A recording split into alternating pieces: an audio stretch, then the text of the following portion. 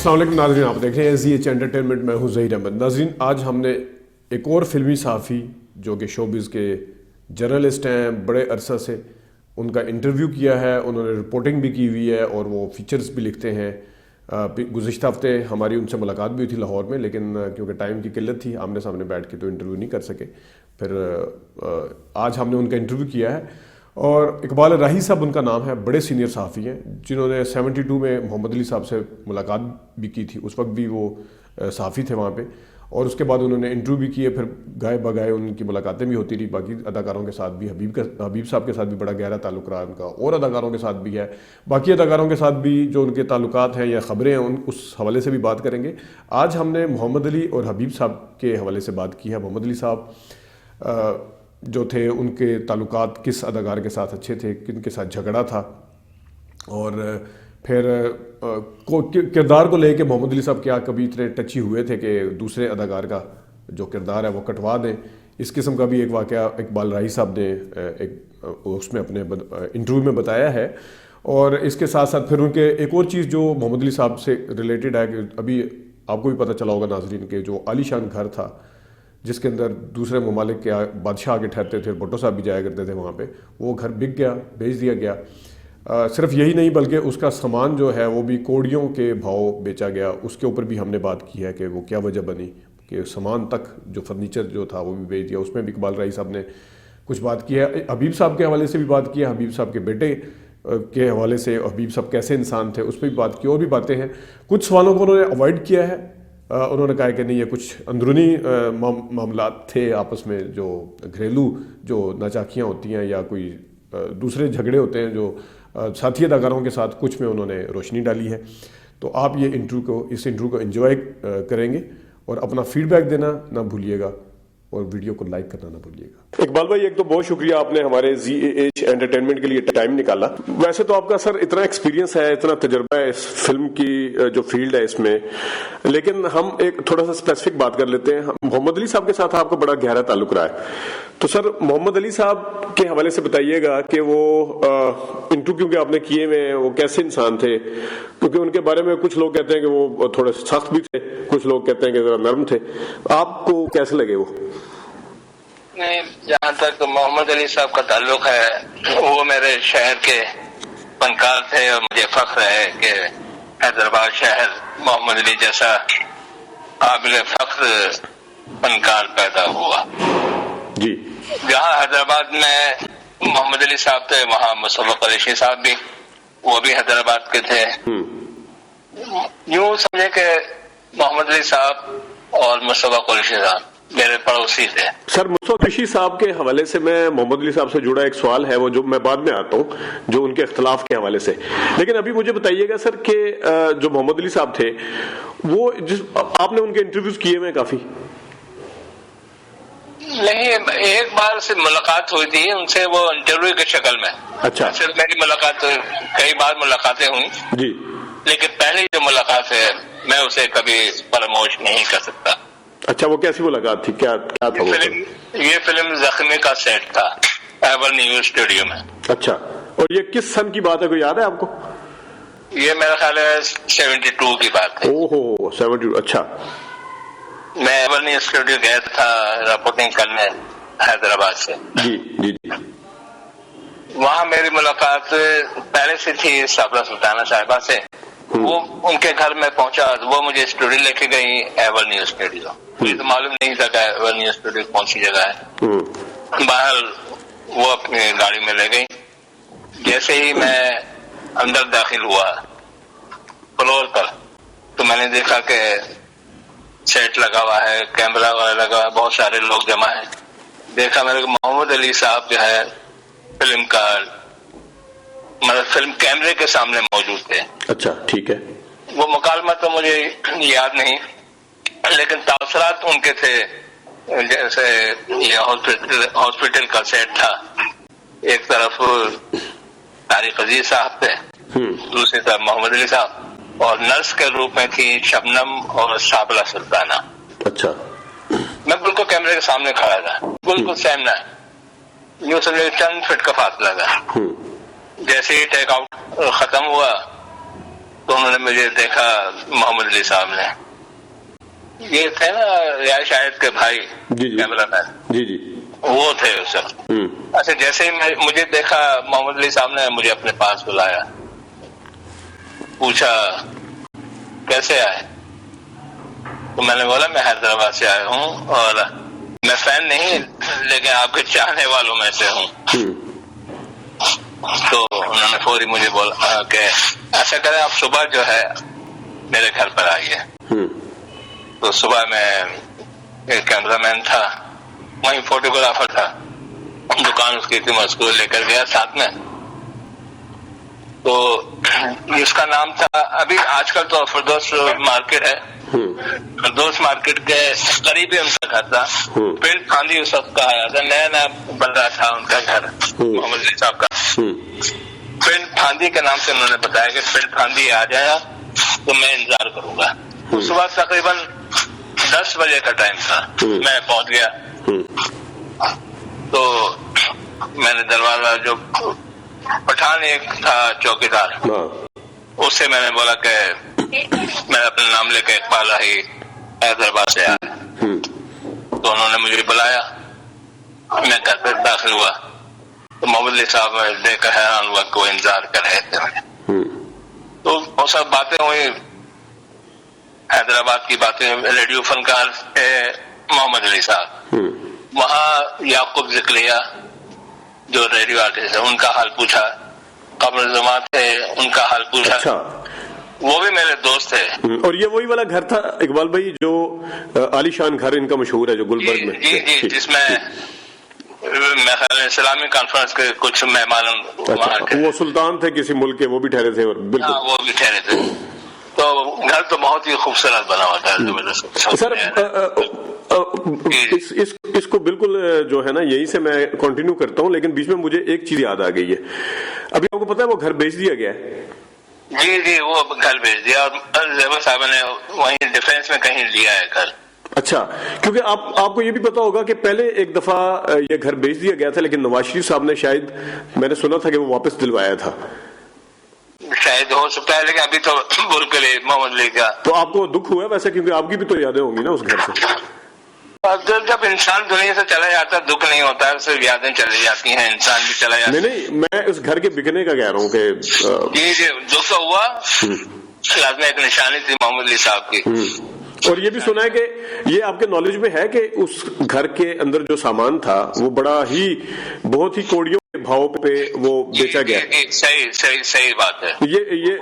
اچھا یہ آپ بتا سکتے ہیں تھوڑا سا کہ کیا کیا چیزیں انہوں نے بیچی ہے ویسی؟ وہ بہت قیمتی سامان تھا، جو صوفہ سیٹ تھے، مسہری وغیرہ تھے. وہ صوفہ سیٹ جہاں میں بیٹھا تھا محمد علی صاحب، اتنا تاریخی تھا، بہت خوبصورت.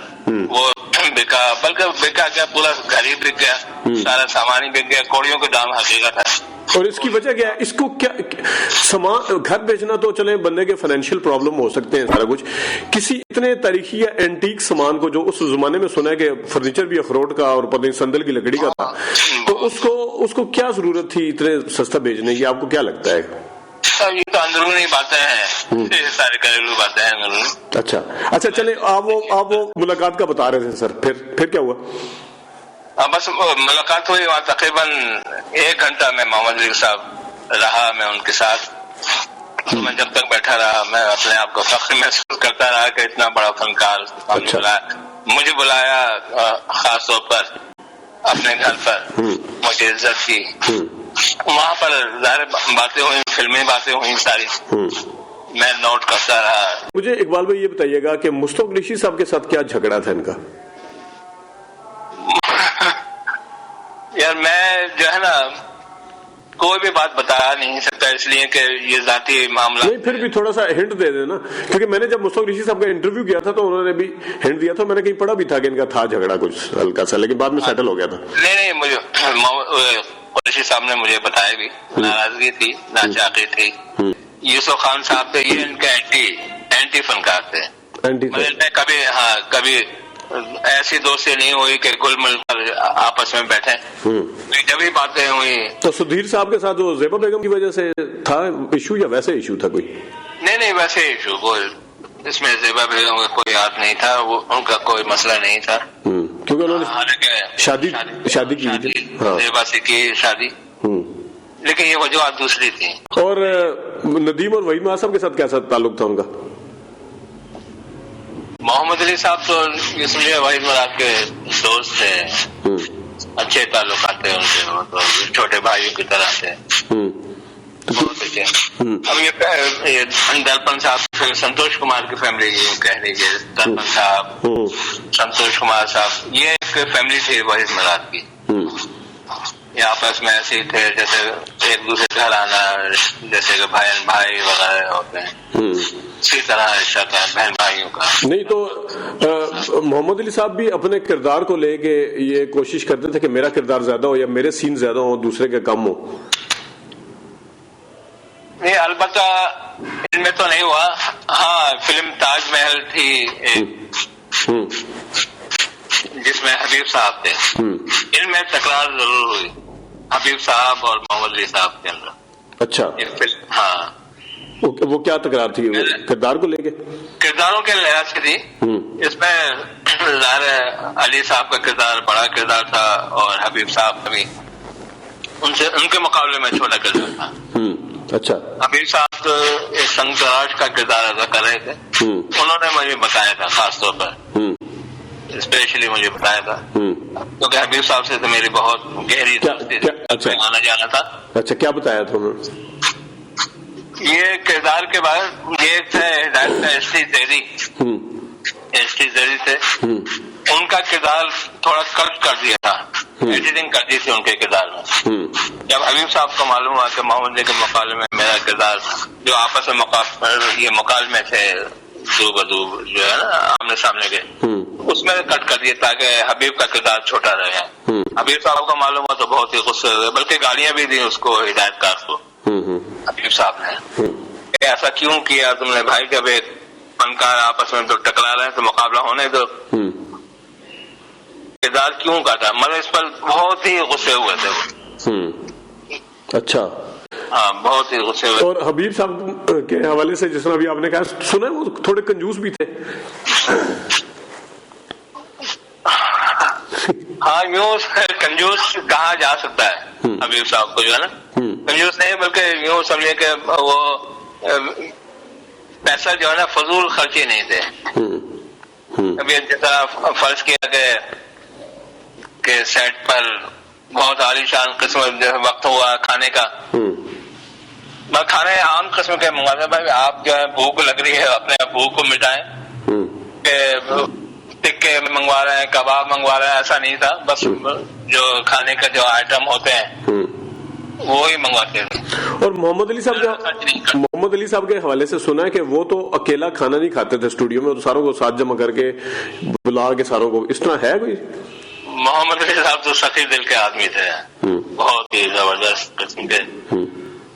وہ کھانا اپنے گھر سے منگواتے تھے اسپیشلی, اور ساتھ باقی لوگوں کو بھی شامل کرتے, اور باقی سب کو بلا لیتے ہیں سیٹ پہ, جتنے بھی چھوٹا ہو فنکار بڑا ہو, سب کے ساتھ کھاتے تھے. یہ حقیقت ہے. اور یہ بھی حقیقت ہے کہ جس گھر میں آپ ان کا انٹرویو لینے گئے تھے, میں نے کہیں پہ پڑھا تھا کہ محمد علی صاحب کے اوپر اگر رہتا تو وہ گھر نہ بن پاتا. یہ زیبا نے پیسے جوڑ کے, مطلب تھوڑی جس طرح سخی دل آپ نے کہا نا, محمد علی صاحب سخی دل تھے, تو اس طرح مثلا جب شادی بھی نہیں ہوئی تھی زیبا کے ساتھ, تو اس وقت محمد علی صاحب نے بنوایا تھا. ان کی اپنی ہی کمائی تھی, اپنے ہی پیسے تھے. اچھا, نہیں محنت, ان کا اپنا ذاتی پیسہ تھا جو گھر پہ لگایا. محمد علی صاحب نے زیبا کو وحید مراد کے ساتھ کام کرنے سے منع کیا تھا؟ میرا خیال میں کبھی منع نہیں کیا. کسی کے ساتھ, ندیم کے ساتھ زیبا بیگم دامن سنگاری میں حقیقت ہے, ایسا تو میں نے نہیں سنا کہ کبھی منع کیا ہو. پر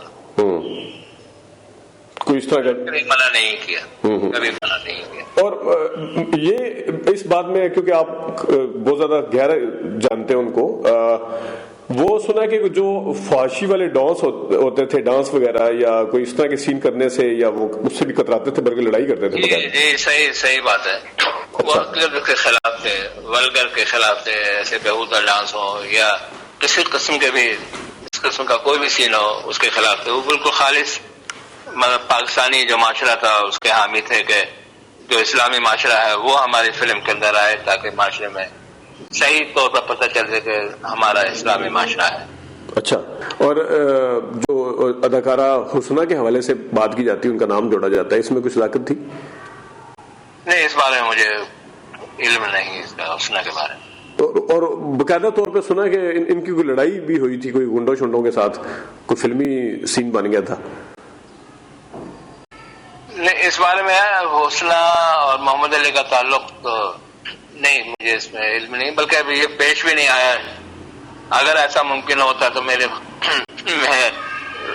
علم ہوتا ہے اس چیز کا. اچھا، اور لڑائی کے حوالے سے؟